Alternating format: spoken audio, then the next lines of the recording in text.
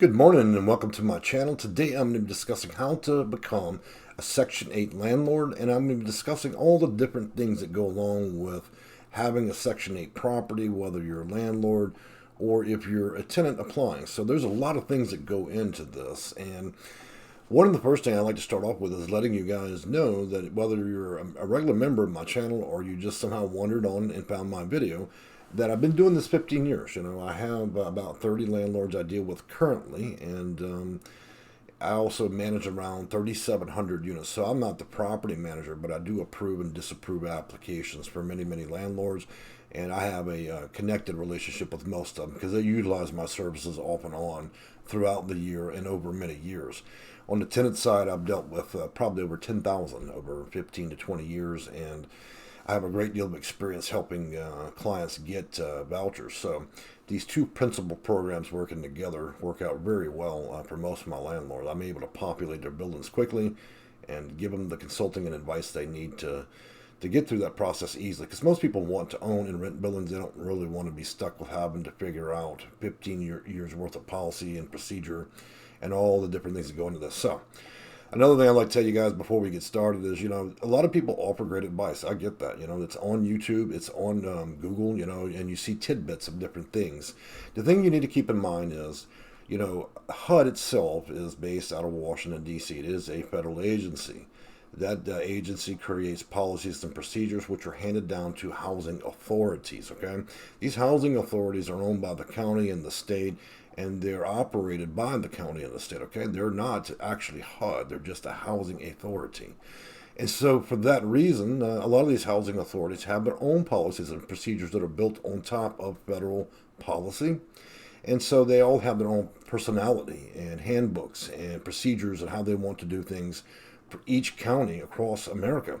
So when I see people make videos about here's a definitive guide on how it all should work, or we're selling programs for hundreds of dollars for you to become an expert landlord, you really need to step back and think about that for a minute because, look, I've dealt with hundreds of landlords. When people consult with me, it's a lot like consulting with 100 different housing authorities versus a person that's giving advice based on their experience only in the city they're living in. And also, I see a lot of interviews from housing authority employees, and I think those are wonderful too because they give great insight. But here's the deal. The housing authority employees also they're only knowledgeable within their own county and their own program. So I think that it's great to get the foundational advice from these people, but would they actually have the real combined interest and knowledge of dealing with hundreds of housing authorities? I doubt it, okay? And so I know that from having over 1,100 manuals. I've looked at it. Look, it vastly differs for every city. So for a landlord to be prepared, I always advise people just get a consultant to help you, especially if you're going to have more than one unit. There's a whole lot more to be said about this. About 15 videos worth is probably what I'm going to need to make in order to give you the really big picture, okay? Because a little bit of advice isn't going to get you very far. So let's dig into this a little bit, and I'll have y'all guys come back and take a look at the rest of the videos if y'all are interested. But we're going to start with some basic principal information, and I'm going to add that over to the screen right now. And I'm going to go up here, and these are some details I want you guys to know. Now, this is information to get you kind of started, okay? So running to an HCV program participant is a lot like running to any other tenant. The owners screen the vouchers for suitability, okay? So make sure they meet at least the basic criteria of just being a tenant. It has nothing to do with even being a voucher holder. You simply need to screen. So, and then ensuring that you're enforcing the provisions of the lease and then settling disputes with tenants and then dealing with evictions and other things.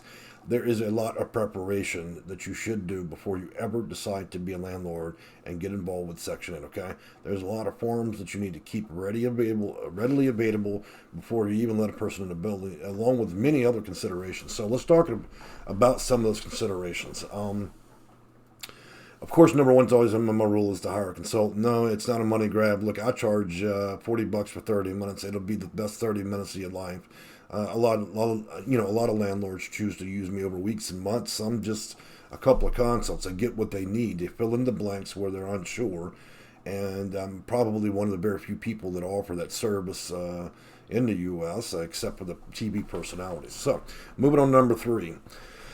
So, my advice with this is, you should always establish a connection with the housing authority by going to the website, going to the landlord portal, create your credentials, get in there. Look, some of your major housing authorities will usually have a guide or a handbook, okay? And you need to read that, okay? So going out and searching for additional tips on the internet isn't generally always going to help you unless you're dealing with a guy like me. So you really need to take a look at that, because the average policy book for a landlord is around 20 to 100 pages, okay? So do you see how that might go badly for you when you watch a 5 minutes tips and trick channel? It's not going to go well, okay? Especially when the tips and tricks and advice is only for in consideration of the person making the video is only for their city, okay? So this is going to be a universal guide, kind of. Now, after you do that and you're somewhat apprised of the information you should know, and also possibly talking to a consultant, and in lieu of that, we'll move on to number 4. You should always ask to review the family's housing choice vouchers. The dates need to be current. You should also see whether or not there is an extension. In other words, you need to verify it and make sure. There's a lot of clever people out there that can give. They'll take old vouchers, okay, and they'll redate them, and then once they make entry on your property, you're stuck with them, and then you're stuck in an eviction. So you really need to be smart about how you deal with it. I'm not saying everybody's a con artist, but there are a small subsection of people that will attempt, once you let them in your property, that's a done deal. You're not going to get them out, and then they're going to be responsible for the cash payment because you didn't pay attention to expiration date or extension date on the actual application. So there's your first hiccup, and we've only got started with this. Moving on with that. So they'll need to have a sample lease and addendum. Look, guys, one thing I had to tell you as a landlord, I understand a lot of you guys are pros. You got 1, 2, 3, 4 houses, maybe 10 or 15. Look, I deal with complexes with 2 to 500 units. I deal with landlords that are entire mortgage companies, okay?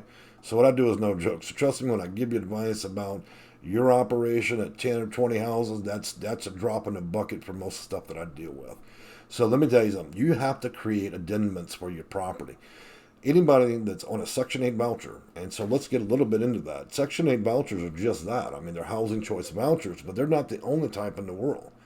I'm going to help you expand your mind, and besides that, there's at least 132 subsections of different funding levels that go into vouchers. So, in other words, there's an incredible number of types of vouchers you could get, and then there's other things that come through emergency resources like FEMA, the Red Cross.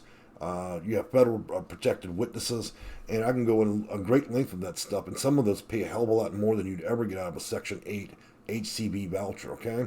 So if you want to be apprised of all those things, that's one of those situations where having a consultant that really knows the game comes in very useful. So, moving on.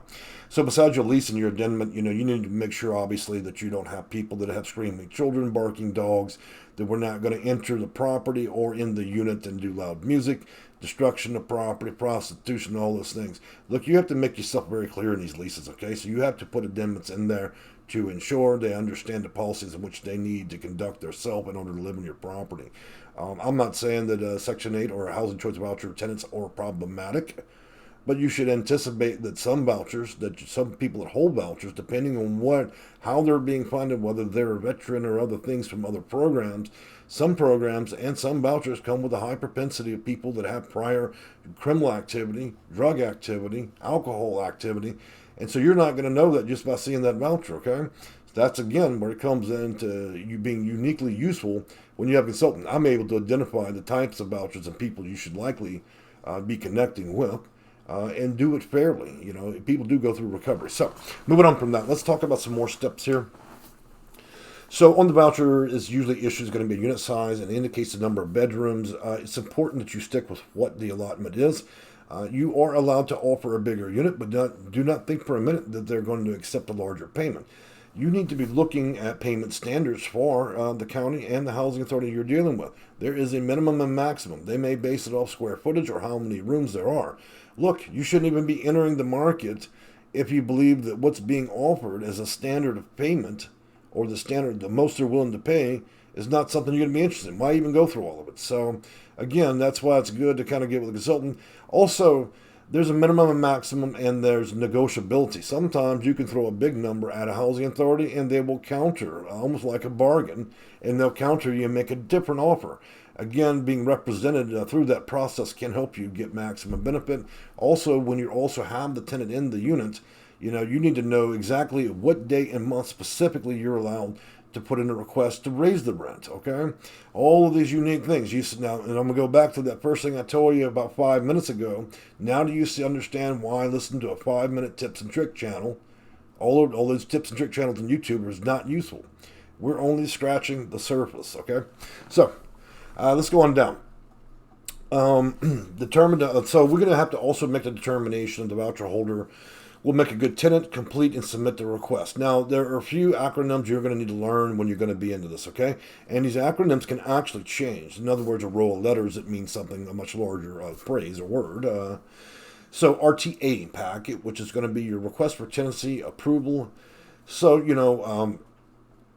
they need to have that, obviously, because you need to fill it out. And so you should always familiarize yourself with the RTA word, because you want to be able to speak in the same language as the housing authority, okay? It makes you look a little professional.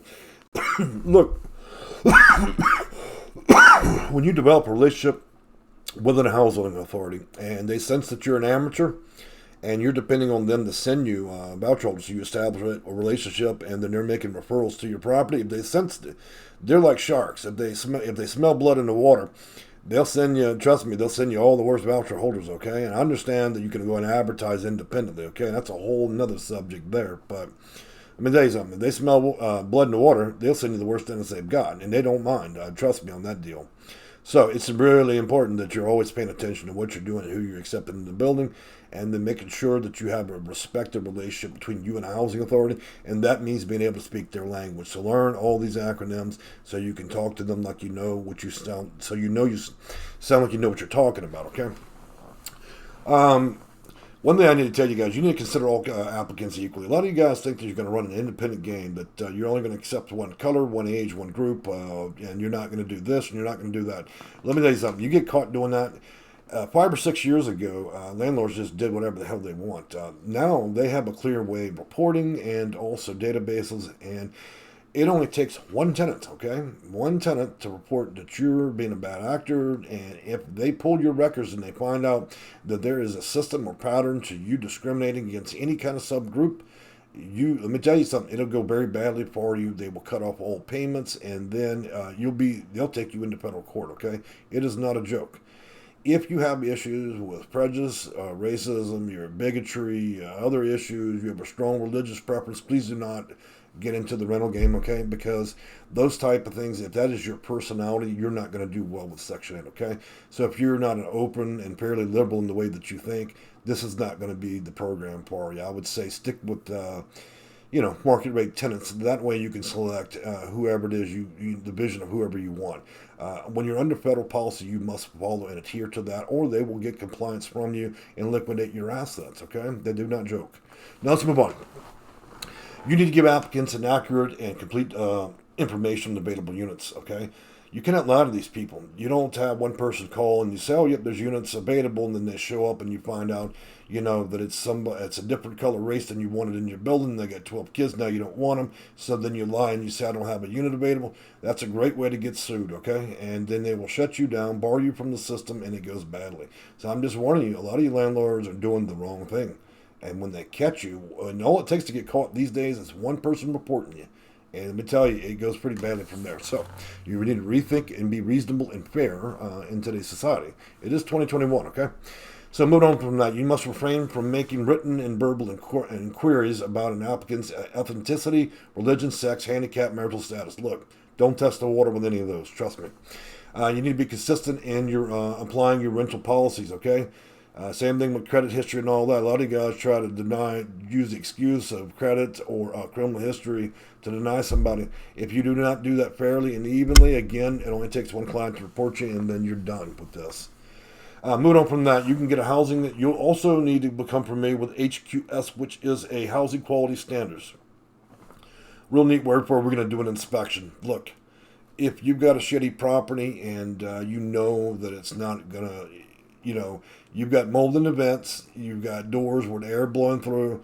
Look, it's got to meet basic quality standard, okay? You can't just put up grandma's house when you know the doors are broken, the oven's not working, there's gaps in the door letting cold air and all that, okay? My suggestion with that is, I'm going to be making a video about that, and it's really common sense stuff. But if your property is in too bad a condition, don't bother, okay? Because they're not going to do that, and it's going to be a nightmare for you and a tenant, because once you move them in, then you must adhere and also repair that stuff. If you create a pattern of not repairing the request there, then they don't technically have to pay you anything, and then they terminate you from the program, okay? Now I realize that some landlords and some cities get away with it because the system's overwhelmed with housing authorities, but for a lot of you, they can easily identify you as a bad landlord, and then it usually goes pretty bad from there. So, I'm giving a lot of cautions and warnings. That's necessary. If you're unwilling to hear the truth and you're unable to confront that in a video, then you're really going to struggle in this market, okay? So I want to show y'all a pretty neat little handbook here, and I pulled this one from California. It's pretty extensive. It's 19 pages. We're going to roll down to page 7. Let's see if we can get on down here. As you can see, now, again, 19 pages. How can anybody just cover that in a quick video? And again, I can probably expound on this for an additional 100 pages, but I want to keep the video under 8 minutes, okay? And then we'll move on to another one. So tenant selection, tenant screening selection, and we already went over those parts there. Leasing up the units, so advertising available units. Look, there's a whole sub-genre with the advertising part of that. A lot of you guys are making big mistakes how you advertise this stuff. Look, guys, if you're hiring a consultant or you know how to do this, you can build relationships with nonprofits, the housing authority, and I can help you get connected with the directors of these programs. And trust me, you'll be first on their list whenever they issue new vouchers. They will send clients to you. It's not even necessary for you to advertise on all these little crazy places across the internet. There's a lot of ways you can be connected on very official sites. Section 8 goes a joke. Okay, I hate to say it. It's sponsored by the government, but it's a joke. All right. So there are ways to do this. I wouldn't be able, let me tell you something. If I can fill 200-300 unit buildings and I can do it in 60 days, your little old property wouldn't take me any time. So you want to create and establish these relationships. And let me tell you something. Besides the housing authority, and besides other nonprofits, there are other organizations I connect you with where a lot of these tenants get vouchers that pay 100% of the rent. You have no worries. It's always direct deposit. So that's a useful thing. These are the things you're never going to hear people preach on the internet, okay? Commencement of assistance. Look, never be fooled in these clients allowing you to just move them in. You've got the single lady and her child, and they need a place for tonight, and you're willing to make that exception. Once they make entry in your building, you're stuck with them. You violated the policies and procedures of your housing authority, and now they're not going to pay, and the people you just moved in have no money. You never ever let these people in there until you have a signed lease and approval directly from the housing authority. There will be no early entry, no keys, no nothing. No, you can't stay the night. You must stick to following policy with this. And again, I'll get into more detail, even greater detail with this. This is why I'm struggling to even get through 8 or 9 things, because there's so much to tell you. Separate agreements. Housing authority must approve in advance separate agreements between the landlord and tenant for services, amenity charges, and special purchase fees. Look, sometimes properties have additional things that cost additional money. It is a lot of landlords think that is that's the end of the road. I can only charge rent. There's nothing else I can add to this. There's plenty of things you could potentially add depending on the type of amenity or requirement for the building. You see what I'm saying? So a lot of you are accepting, okay, well, they told me I can only get this much, and that should be the end of the conversation. Wrong answer. There's lots of ways to ask for additional funding. If you don't know how to handle that, you already know my suggestion. Watch a video, hopefully, or call a consultant. Security deposit will always adhere to both federal, state law, and county, and it changes everywhere you go, okay? So that's something you really need to look into, or we can look into specifically for your county, but it needs to not exceed what the housing authority is willing and prepared to be offering. And a lot of you guys, in some states, it is illegal to charge an application fee, while in other cities it is. So you need to always be apprised subsection laws, county law, when it comes to dealing with tenants and deposits, all right? And so we're going to move on, and I'm going to check the time on the video real quick. I want to make sure we're not running over. So we're at 19 minutes. I'm going to go ahead and close the video out. Sadly, I only got through just a tiny piece of this. So what we're going to do is I'm going to go ahead and create a part 2 through probably 15. And we're going to keep touching base on very specific topics till we get through all of this. I've enjoyed having you all immensely on my channel. And if you want to hear more about me or what I do, please contact me. As I said, I am a consultant. You can always find my information and phone number in the comment section or in most of my videos. I'm wishing you all a great morning. Bye-bye.